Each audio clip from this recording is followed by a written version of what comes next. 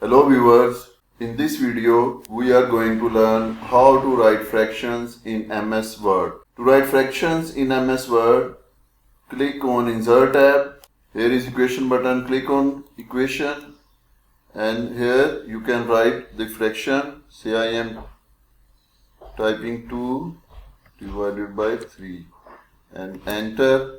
You can see the fraction is written.